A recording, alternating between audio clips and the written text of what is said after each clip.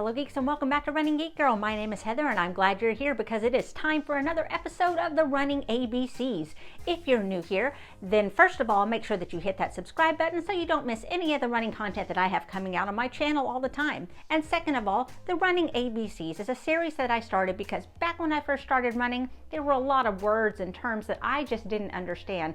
And if you're new to running, that's probably true for you too. So I've started putting a lot of the more common terms together and a quick explanation for them so that you're not completely in the dark when you read a running article or talk to people about running. If you've missed the first part of the series, don't worry, because I'm going to have a link up here and down in the description below so that you can catch up on what you've missed so far. But for now, we're going to forge ahead with the letter T. Talk test. A talk test is a way to see if you're running at a comfortable effort.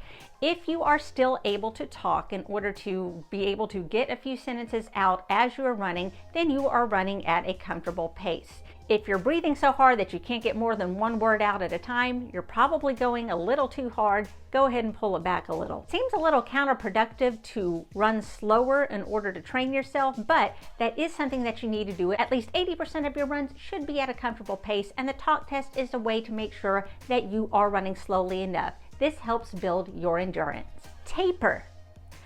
If you are planning on running a race, then anywhere from a day to a couple of weeks, depending on the length of the race that you have coming up, you will start cutting back on the amount of mileage that you are doing as part of your regular exercise. This is done in order to help your muscles rest and relax and recuperate so that they're fresh and ready to go on race day. Taper tantrums. Sometimes runners who are used to getting a lot of miles in 1 week, if you have to cut back and taper before a race, you start getting a little irritable, a little bit cranky, you start going just a little bit crazy not getting those miles in. That's referred to as the taper tantrums. So if you know someone that has a race coming up and they're a little bit irritable because they're not getting their regular exercise in, be nice to them. Target heart rate. During your aerobic training, a lot of times runners will look for a specific heart rate that they are trying to reach for that particular exercise in order to get the most out of that training session. You'll hear a lot of runners refer to running in zone 1, zone 2, zone 3. This is referring to their target heart rate zone. There's a lot of information out there about heart rate training. Just do a quick Google search on it, or if you would like me to do a video about it, I'd be glad to do that. Just let me know down in the comments below. Tech clothing. This is clothing that is made out of material that is not cotton. It's usually something that's going to be synthetic. It's made to whisk moisture away from the skin.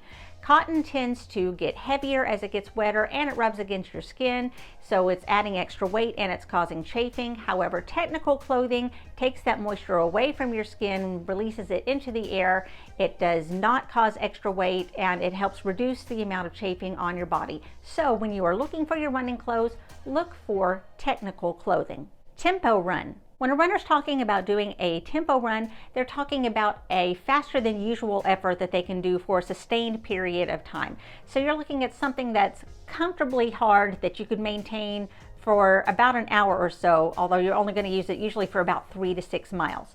So you have to concentrate to keep the effort going, but it's not going to be the all-out effort that you're going to give into, say, a 1 mile sprint or a 5K race. This is a good way to boost your fitness without having to do a track workout. 10% rule. The 10% rule says that you should not increase your mileage or your intensity by more than 10% every week. This is meant to acclimate your body to a slightly harder effort, and it keeps you from doing too much too soon. Threshold run.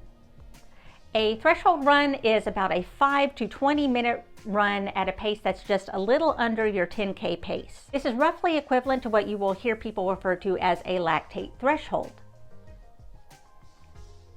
You're going to run until your muscles start to fatigue at a quicker rate. If you run at this harder effort, then your body will get used to it and you can run at a little bit harder effort later on. Toe box. The toe box is the front part of your shoe's upper, and it is where your toes rest.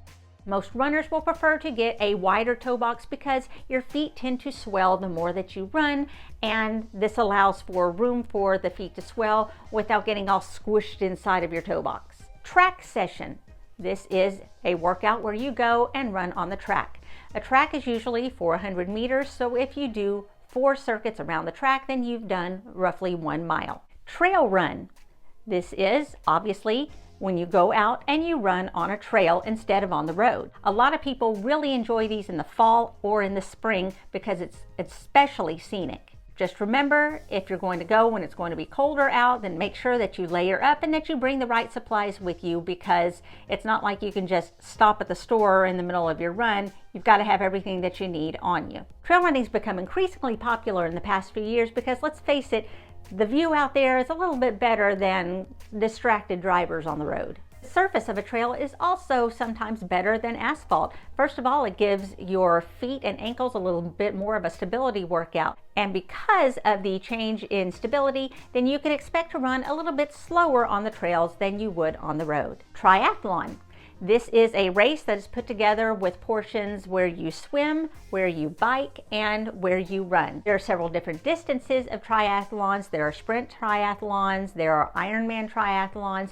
There's a lot out there. So if you're looking to shake things up a little bit, maybe you want to go a little bit farther than just running, and maybe you'd like to add a little bit of swimming and biking to it, check out triathlons.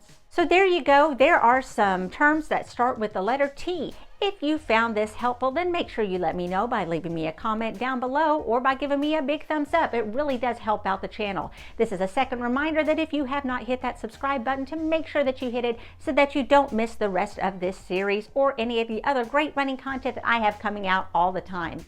You can also follow me on social media. All the links are down in the description box below, and you can find me across most platforms under the name Running Geek Girl. Thank you so much for being here. I'm so glad that you're here, and I can't wait to see you next time. Happy running.